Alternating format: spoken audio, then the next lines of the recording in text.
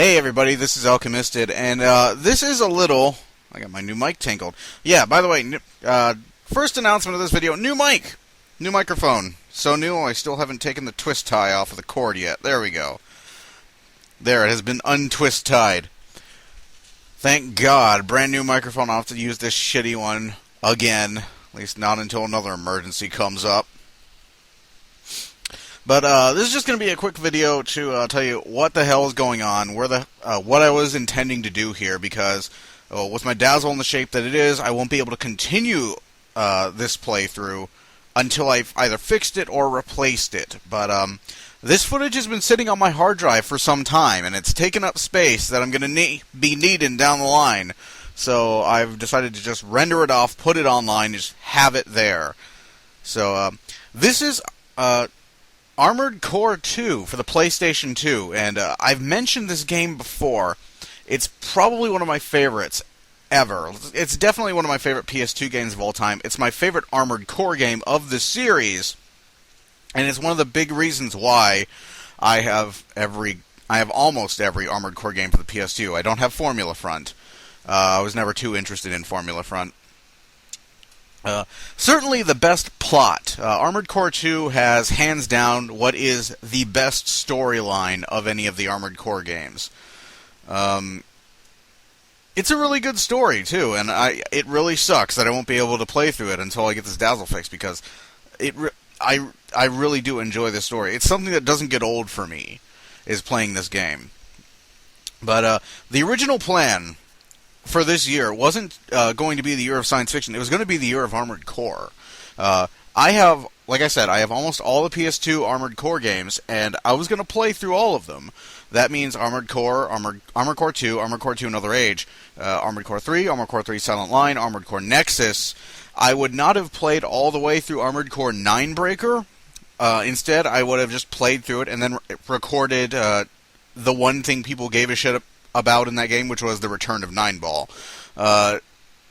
Otherwise, I would have just put a video, I would have just made a sort of intro explaining the many reasons why Armored Core 9-Breaker is a god-awful piece of shit that you should never own, ever. The damn game's mere presence on my shelf is a bit of a joke. And Armored Core Last Raven, which is balls hard. Jesus. The first time I played Last Raven, okay, I had beaten Nexus, I'd beaten 9-Breaker. I was not new to Armored Core in any way, shape, or form. Okay, this is back when I was in top shape, you know, in top fighting Armored Core shape. I had my custom mech. I had it tuned the way I wanted it. I had tuned it so that I could laugh at the bullshit heat mechanics they introduced in Nexus and basically fly indefinitely. Everything down. I can two-shot Phantasma on Armored Core Nexus with it. Although Phantasma is kind of a joke. That's sort of how I measured how powerful the weapons were when I was designing an AC, was how quickly could it kill Phantasma.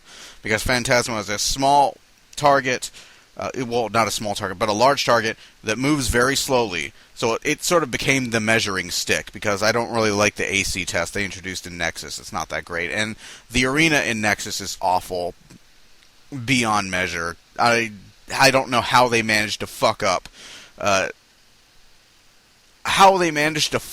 arena as bad as they did in Nexus, but oh god, they did.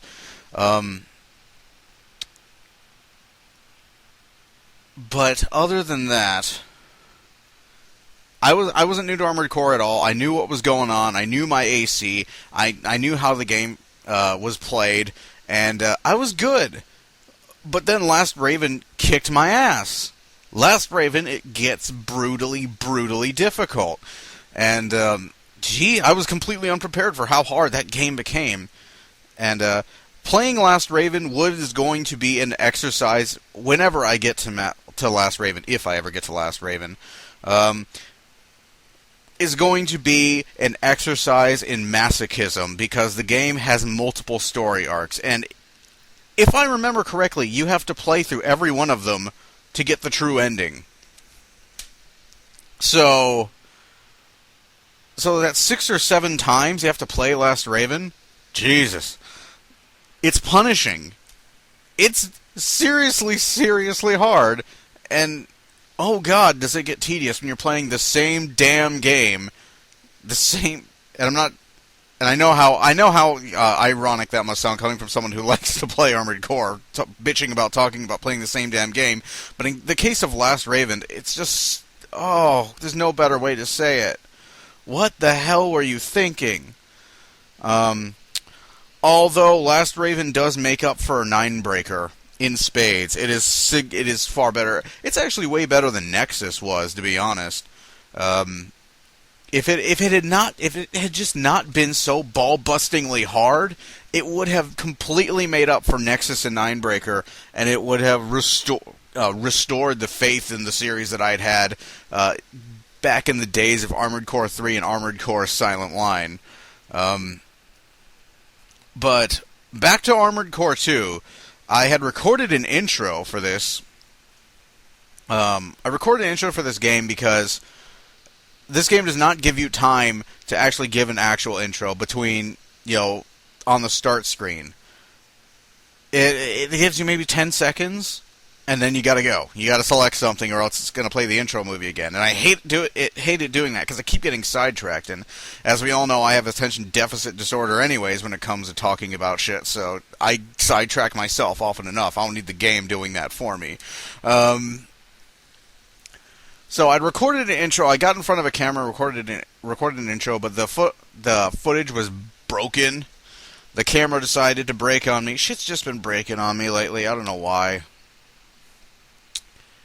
But that's what the original plan was. I would get in front of a camera and give a quick intro to every game and give a quick outro when I had beaten it.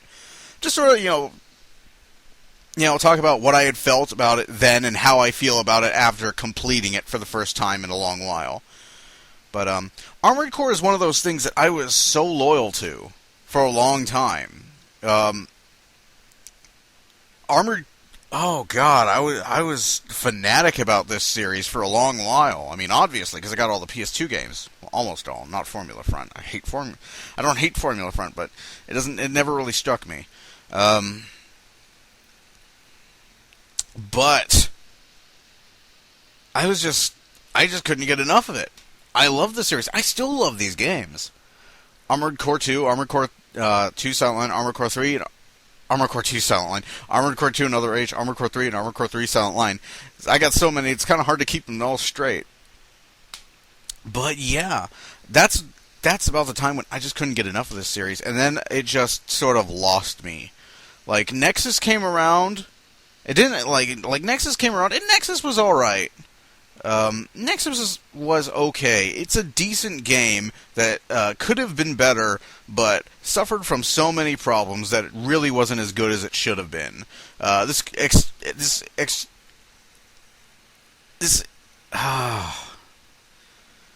main plot of Armored Core Nexus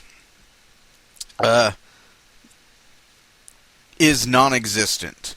Like, it tries to pass itself off as another Armored Core 2 Another Age, which is one of the most appreciated of the PlayStation 2 games, and it's certainly a great game. Armored Core 2 Another Age has no real plot, and it doesn't even pretend to have an actual plot. There aren't like events aren't generally connected to each other. It's essentially a game. Here you are, you're a mech pilot, here's a giant robot, here's a big world to run around in, go blow shit up.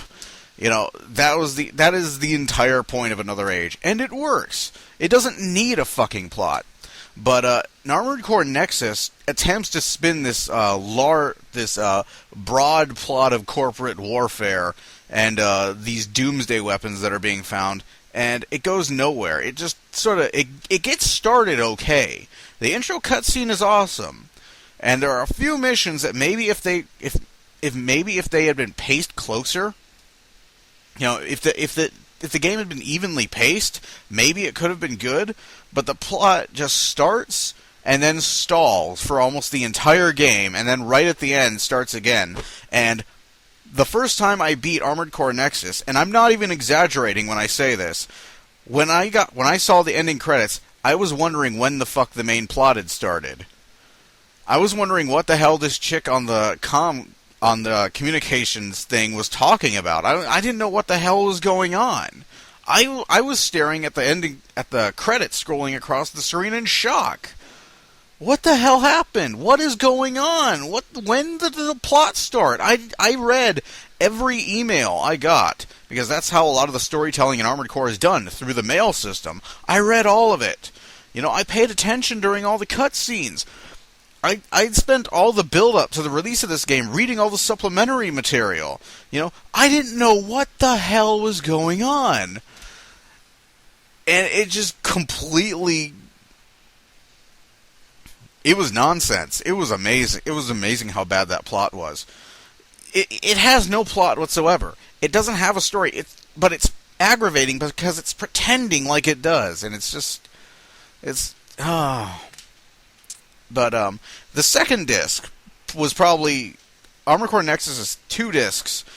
First disc has Armored Core Nexus on it, and the second disc has remakes of old missions, lots of old posters and concept art from older Armored Core games, tons of remixed music from older games, and that CD is actually the one I spent the most time playing. It's really telling that all the content made especially for Nexus is really lackluster. The majority of it is. There's some cool missions in Nexus, but not many of them. Not as many as in other Armored Core games. In fact, like nowadays, I can remember missions from Armored Core 2 Another Age or Armored Core 2 off the top of my head. Armored Core 3 and Silent Line, but I don't really remember that many missions from Nexus. There was that one mission that was in the trailers where Genobi saves your ass if you're too low on AP. But other than that, there's not much that I remember. But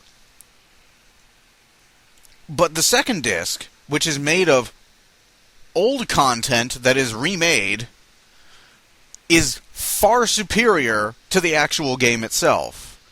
That's very telling about the quality of Armored Core Nexus. It should have been better. It had the potential to be better. But From Software has this habit when they are developing games of taking a good idea and just sort of half-assing it. Either they don't do it all the way, or they take a good idea and they eventually drop it. The biggest example of that would be the consort system from Armored Core 3. For most of the Armored Core games, when you go into mission, you go alone. They're all shooting at you. You have no backup. If you go down, it's over. But in Armored Core 3, and through Silent Line, they introduced the consort system, which allows you to use a certain amount of credits to hire backup. And basically, here's the amount of credits you have extra for this operation. Here are the available dudes you can bring along. And it even helped the story somewhat, because many of these are MT pilots. You can select more than one if you have enough, more than one MT, although they don't usually live very long, and who eventually become AC pilots themselves. And one in particular, who I consider probably the best character out of the Armored Core 3 Silent Line cycle, would be Apple Boy or Esperanza, whatever he goes by in each of his missions. He goes by his AC name in missions, Esperanza. But you start the game with this guy, and this is actually a cool thing From Software did when they designed Armored Core 3, is you start the game with this guy. You're taking your Raven exam with this guy with you, and over the course of the game, you occasionally catch him as an available consort for missions, and over the course of the game, he just gets more and more and more badass. Generally, at the various points you meet him, he's an equal to the player, and I thought that was really cool. I actually took him into the AI arena in Versus mode in Armored Core 3. Dude can hold his own against A-ranked Ravens, like A or B-ranked Ravens, the cream of the crop, the elite of the Raven pilots, and dude can take them down easy. when they added the AI, when they added back the AI trainer option for Silent Line, I believe it had previously been in Master of Arena, another example of a good idea that they just decided not to do anymore for no reason.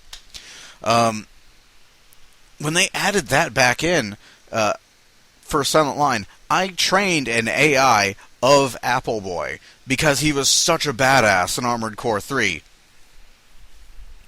And that's probably the most frustrating thing, is I played Armored Core long enough to see them institute so many good ideas and then take them away for no reason. If they had just kept these things, if they had stuck with them, if Armored Core Nexus had had a consort system, if Armored Core Nexus had had that same sort of, detail-oriented character development, not even dialogue-related, but, if you had just seen that growth, indications that there were other things going on in that world other than what was happening with you. If they had just fleshed it out, it would have been such a better game. And that's probably the biggest part, the source of my frustration, is how many times they introduced a good idea and then just dropped it because they were lazy. And that's what From Software was. They were lazy. They were lazy about it. And Ninebreaker is probably the biggest example of how lazy they had gotten with the series. Because Ninebreaker is essentially a tutorial. It's a tutorial with an arena mode. That's all that game is. It's boring as fuck. There's only one thing people gave a shit about in Armored Core Ninebreaker, and that's the return of Nineball. Yeah, so it got to the point that Last Raven was so balls out hard and I had already been so disgruntled. Is that the right way to say? Disillusioned. Perhaps a combination of the two. I was upset by From Software's ultra-conservative approach to development, and I was so disillusioned by the lackluster quality of Nexus and Ninebreaker that, though I had beaten it, the balls-hard difficulty of Last Raven really sent me away from the series. And Armored Core 4 didn't do me any favors either, because, Jesus God, that game sucks. Again, I'm not talking about 4-Answer. I've heard good things about 4-Answer, though I still don't have it. I'm talking about Armored Core 4. Armored Core 4 was bad. It wasn't... Okay, it wasn't good. It wasn't a good game. And it reboot the series a second time. I mean, Jesus, you leave off with the entire world... You blow the fuck up of all of the entire world at the end of Last Raven, at the end of Nexus, leave the entire world in ruins at the end of Last Raven, all the Ravens dead, everything you fought to accomplish in Armored Core 3, Silent Line, Nexus, and Last Raven has been left in ruins. Yep, fuck you, we're not going to give you a chance to redeem yourselves, we're starting a new continuity. Again! Again! What the fuck? Anyways... I'm sorry, I've gone off on a huge tangent. I intended this to be a short video. Fuck it, leave it in. Leave it in, I speak truth. But yeah, that's getting back to what the hell I was supposed to be talking about. That was the original plan. I can't bring it to fruition now because of my fucking bust up Dazzle. And, so, I'm going to just put these videos up here, and hopefully I'll be able to finish this playthrough. I'll find a way, somehow. Like I said, if I can repair... It's not a huge problem with the Dazzle. I can fix it. I just need the equipment to do it. And then I can open up the fucker and solder the video lead back on. And maybe put a little extra solder around the two audio leads, because they're equally flimsy. I don't know who did this shit or what they were thinking when they put this piece of shit together. But yeah, there we are. This was supposed to be like a 5-minute video, and I've ranted for 20 minutes. Wow. Give me something to... Give me a fucking soapbox, and I'll go on forever. Jesus. But yeah, there you go. Armored Core 2, this is one of my first introductions to the series. Armored Core 2 Another Age was my first introduction, but this is what solidified this series with me. This Armored Core 2 is the game that made me loyal to the series, and though there isn't much footage, I'm very sorry about that. I do hope you enjoy it, and next week I'll probably see you with some more Star Trek Online, and I will see you guys later. So, later.